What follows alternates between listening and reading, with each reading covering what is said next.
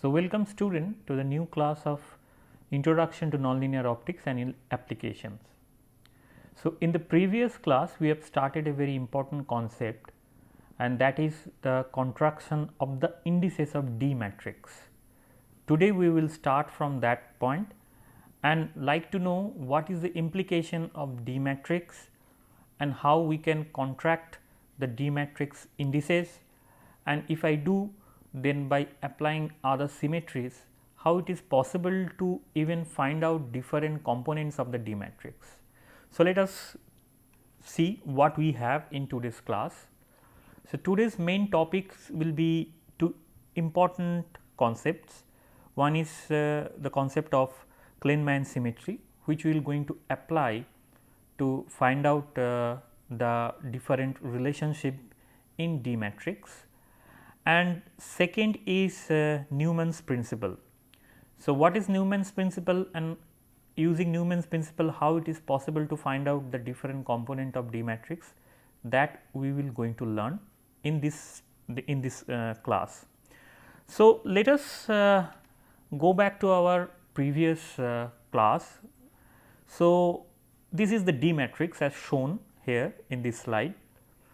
So, in principle it should have 27 different components. So, as you can see that the number of components are 27, but there are few components which are colored or which are shaded by some color, and these particular components which are colored in a different in a color with the same shades are in fact the same value. That means d I j k is equal to d j k I. So, here we have written these things, that how d I j k and d I k j are same. That means, if I change the indices of the second two term here, then eventually the D matrix will remain same. So, this is this symmetry. Because of this symmetry, we find that there are several terms in the total D matrix which contain 27 terms, and several terms in this D matrix are same. So, 27 terms are eventually reduces to 18 independent terms. That is very important, because using this permutation symmetry we can have now only 18 different terms. So, let us see that here D112 and D121, these are same and it is indicated by same color.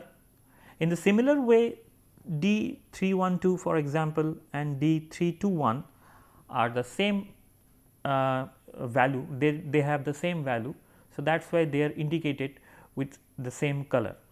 So, if I now able to write this D matrix in contraction indices under the contraction of indices, then since I j here j k is equal to k j.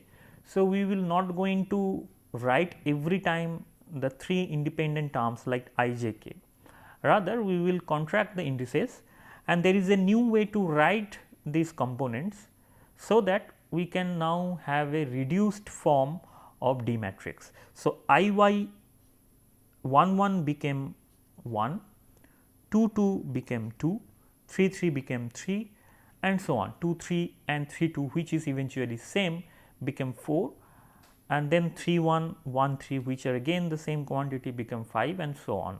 So, here we wrote in the some example that D 1 1 should be written D 1 1, D 2 2 written D 1 2, D 1 3 written D 1 3, D 1 2 3 or which is equal to D 3 1 3 2 can be represented at D 1 4 and so on. So, this is very important, because we can reduce readily, we can reduce by applying the symmetry property of the D matrix, we can reduce the D matrix from 27 different component to 18 components. So, last class we discussed this. So, again we are discussing, yes. So, this is the compact form of the D matrix. So, now you can see here we had 27 component and now we have reduced to 8 component. So, now D 11, D 12, D 13 these are changing. So, for every value, for one, say one, if I want to find out p x, then in the right hand side we have 6 terms that we have shown in the previous class. So, 1, 2, 3 is nothing but x, y, z. To understand this thing in a clear way, we just use 1, 2, 3. So, that it is easier for us to understand, but eventually this 1, 2, 3 is nothing but x, y, z components. Well, after having the reduction of this D matrix, the next thing is to apply the Klein-Mann symmetry. So, Klein-Mann symmetry is nothing but the condition where we assume that the susceptibility is not a function of frequency. Normally what happened, that when we find out the susceptibility term, this susceptibility term was a function of frequency. So, here if I look this transformation, then we can find one interesting thing, that when I find susceptibility term I j k, for example this one, where ith components contain omega 3 term, which is combined by the j kth term. If you remember that p of I, it was epsilon 0 susceptibility I j k and E j E k. That was our main equation in terms of nonlinear polarization. Obviously, P I is nonlinear. So, that is why two component E j and E k is associated with this term. But now, if we have E j component has some value, say omega 1, and E k components had some value, say omega 2, E j multiplied by E k basically give rise to one frequency, which is omega 3. So, my susceptibility is written as omega 3 is equal to omega 1 plus omega 2. So, omega 3 components are generated by omega 1 plus omega 2. Now, if I change the entire permutation, so for example, now I try to find out what is jth. So, jth component contain omega 1 frequency. So, in susceptibility terms, if I look this, so here we can see that ith component are related to omega 3, jth component is related to omega 1 and kth component is related to omega 2. So, now if I make a permutation of these terms, then what happened, this frequency distribution will also going to change. So, omega j, which is related to omega 1, can be represented as omega 2 minus of omega 2 plus omega 3. We know that omega 3 can be represented as omega 1 plus omega 2. So, if I want to write omega 1, it should be omega 2 minus omega 3. It should be represented as minus of omega 2 plus omega 3, which is this term. In the similar way, if I want to write omega 2 in terms of omega 1 and omega 3, it should be simply omega 3 minus of omega 1, which is this. And now, omega 2 is a component related to j, we know omega 3 is related to I and omega 1 is related to j. So, all the combinations, they are same if I consider the susceptibility does not depend on frequency. So, that means there is no dispersion into the system. If we assume this, then all these I j k's components, I j k, j I k, k I j, all the permutation of I j k components will be eventually the same value, because I am not considering their frequency dependency. So, all the cases I just write omega 3, omega 3, omega 3, which is equal to omega 1 plus omega 2 and so on. So, they are not depend on the frequency at all. So, when I reduce these things, that means omega I j k is, I change this as omega j k I. So, we have additional permutation symmetries. So, this additional permutation symmetries is nothing but the Klein-Mann symmetry. So, this Klein-Mann symmetry basically tells us I can make a permutation of entire term according to my choice if we consider that the susceptibility does not depends on any kind of frequency. That means the system is eventually dispersionless. Well, if I now look these d terms which was given here having 18 independent terms, now we can have additional terms which are same by applying the Klein-Mann symmetry. So, let us try to find out which are the terms which are same. For example, this is the contraction notation, that what is my contraction in terms of 1 1 2 2 3 3, which is going to be 1 2 3 eventually, and this is the 18 different terms in D matrix, D11, D12, D13, D14, D15, D16, all are distinct, D21, D22, D23, D24, D25, D31, 32. So, all are distinct terms here, 18 distinct terms are there. This was our initial D matrix after applying the permutation symmetry. Now, we are going to apply another symmetry as I mentioned, which is Klein-Mann symmetry, which suggests that if I now write D211, these components, what should I write? Each one is nothing but 1 1. So, I should write D211.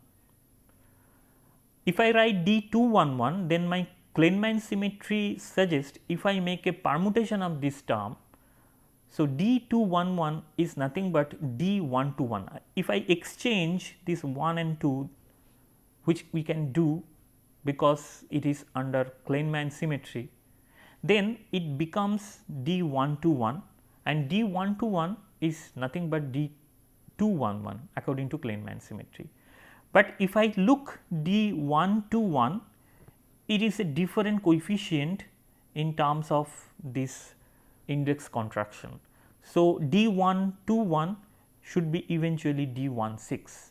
So, 21 we know that 21 is 6. So, I should write it is D16. So, one very important thing that I figure out, that D21 coefficient and D16 coefficient, they are same. In the similar way, we can find many other terms which are same. For example, D25, D26, which are equal to D14, D12 and so on. So, how many terms we find they are same to each other? So, if I calculate, it is 1, 2, 3, 4, 5, 6, 7, 8. So, 8 different terms are there which are equal to same value of other terms.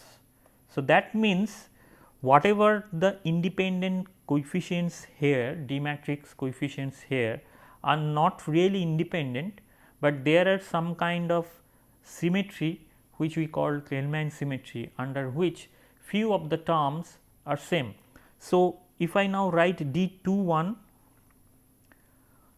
so D16 and D21 they are same, D25 and D14 they are same. So, this 18 coefficient now reduces to, if I use this symmetry 18 minus 8, which is 10. So, eventually we come to a point where we find that D matrix, which looks very heavy initially, and after contraction of the indices we find there are only 10 components are there which are independent to each other. So, if I go to the next slide, we can see here what we are telling, that D11, D12, D13, D14, D15, D16, D22, D23, D24 and D33, these are the coefficients which are independent to each other. All other coefficients can be represented in terms of this. So, if I do, then we find a new form of D matrix, and here we can see that D 1 1, 1 2, 1 3, 1 4, 1 5, 1 6, these are the independence coefficient, but D 2 1 can be represented in terms of D 1 6. Then D 2 2 independent, D 2 3 independent, D 2 4 independent as shown here by shaded terms. All these shaded terms are independent terms, and how many shaded terms are there? 1 2 3 4 5 6 7 8 9 10. So, 10 independent components are here. Other components, if I replace, it will look like this. So, D 1 6 and D 1 6, they are same. In the similar way, D 2 5 I can write as D 1 4, D 2 6 I can write D 1 2, all these things are written here, that which terms is changing to what. So, the important thing here is that we can reduce the number of terms significantly if we apply some kind of symmetry in D matrix. So, after having the knowledge of D matrix, next it is time to find out that what should be the value of this D matrix. Now, how to find out the values, independent values of this or the coefficient of D matrix. In order to understand that, we need to know about Newman's principle. So, before going to Newman's principle, let me give you make you a reminder that in the birefringence process where we try to generate the second harmonic, these birefringence things are happening inside crystals. So, crystals are there where we can have the birefringence for which we are getting the phase matching, and this crystal should have some sort of symmetry. So, that means if I apply some kind of symmetry operation, so the crystal will remain same.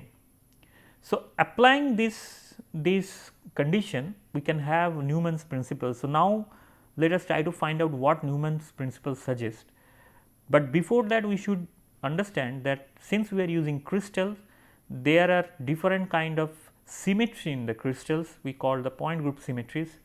So, these point groups, so some kind of symmetry operation we can make over on the crystal, and if I do that, then what happen that the crystal, the orientation of the crystal will change, but not the property. So, using that thing we can say in the Newman's principle that the susceptibility tensor of a material belonging to a certain crystal class must be invariant under corresponding point group. That means, if I put some kind of operation over that, then there will be no change on the crystal. So, if we make a transformation symmetry operation over this material, then the susceptibility before and the susceptibility after the transmission must be same. So, if I change if I put some kind of operation, and because of that if the susceptibility tensor changes, then the new susceptibility tensor and the old susceptibility tensor which was before the operation supposed to be the same thing if my operation is a symmetry operation. Well, before going to apply this kind of transformation over a tensor or matrix, let us find out how the vector is transformed over some kind of operation. So, here a very simple example is given where you can identify that this is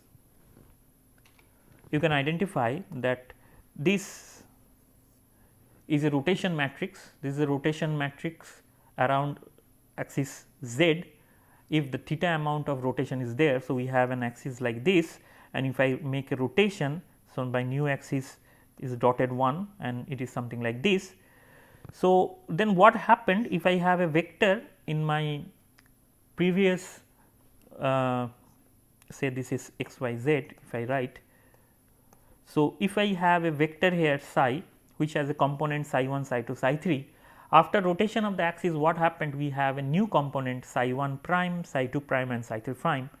How psi 1 prime, psi 2 prime and psi 3 prime is related to the previous components, the original components psi 1, psi 2, psi 3 can be represented by this operation, which is quite straightforward, and I believe most of the students are aware of these kind of things. So, now the question is what happened when we are going to apply this on a tensor, this kind of operation on a tensor. But before that we generalize the transformation of vector. So, if R1, R2, R3 is a generalized operation matrix, so I can write this in index notation like this. So, ith component is represented by, if I write this I 1 prime, it is represented by R 1 1, R 1 2 and R 1 3. So, it is eventually R I j j. So, now if my transformation, whatever the transformation I am talking about in terms of R is orthogonal in nature, then we have a relationship between the for orthogonal matrix, that is R transpose is equal to identity matrix, that we know. Oh, that means R transpose is nothing but R inverse. So, if my operation is orthogonal in nature, then what happened, we have a relationship between R and R transpose, and R transpose is nothing but the inverse of the R, where R is the operation matrix. So, if every operation can be represented in matrix. So, that we are doing. So, we have an expression like this for orthogonal transformation. Why the orthogonal transformation is important here? Because whatever the operation we are talking about are essentially the orthogonal transformation, and under orthogonal transformation what happened, that we should have a change of vectors, the coefficient of the vector change. But since the orthogonal transformation is there, so there is a additional relationship between the different coefficient of the operation matrix R I j in general. Okay. So, once we have the information of this R matrix, next we try to apply these things over a tensor. So, before doing that, let us try to apply this in our old equation, polarization and electric field equation, and that is this. It will be easier for you to understand. So, this is the P vector which is related to E vector, like P is equal to epsilon 0 chi 1 E, which is straightforward. Now, if I write it in component form, it should be P I is equal to epsilon 0 susceptibility I j and E j. Now, what we try to do, we try to write this P vector in different coordinate system, where this coordinate system is represented by, or some operation is there for which the coordinate system is changed, and this operation is represented by the matrix R. So, that means if I operate R over P, then I will have P prime. So, in component notation, P I prime is R I j P j, which is before, as before we have shown in terms of psi we have the same expression, but here in place of psi we consider that P is there. So, that means polarization term is there. Next, what? The electric field E is also going to change, and electric field is a vector.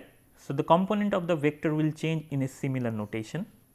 So, E can be represented in terms of R inverse, like R inverse E prime, because if I make inverse both the side, then this will be the case. Then E L component can be represented in terms of E k component like this. So, just I use the similar principle here, I just reproduce the P ith prime component in terms of P j. Here I am doing non prime component to prime component, there is a relation, and I will eventually have this. Why?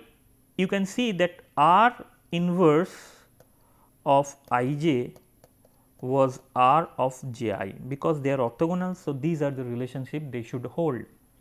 Well, after having this, now go back to our old equation, that ith component is now going to change. Now, I put all these things together. So, P j is nothing but susceptibility J L and E L, which is this equation. So, I am writing this equation once again. I operate these things over P j. So, P j in terms of E is this. Now, E L again I can write in terms of E prime. So, this is my prime form, which is already I have derived in this place here, that how E L is represented in terms of E k prime.